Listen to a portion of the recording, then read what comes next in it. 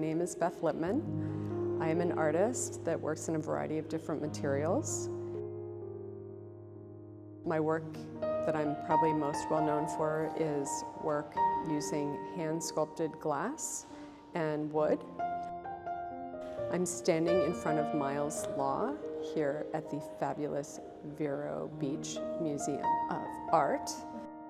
Miles Law is a title that refers to a bureaucrat from the 20th century who said, "Where you sit depends on where you stand."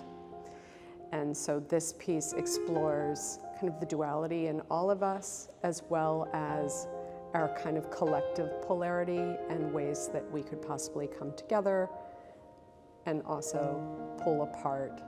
So there's a lot of different investigations that I've been working on with this particular installation.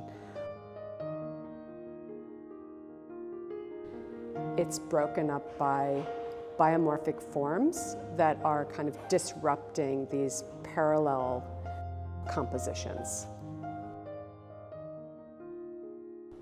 I'm hoping that people notice that it is a mirrored composition and that composition is similar but not identical, and that there are things that are disrupting that composition and creating kind of havoc within the composition. It is a combination of growth and decay, or abundance and decadence, this kind of thing. So it's really that.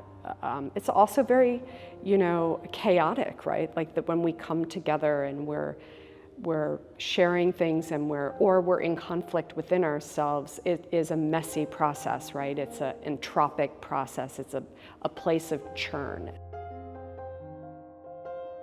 I would say glass is an important medium that I work with. It continues to generate ideas within the concepts that I'm really interested in.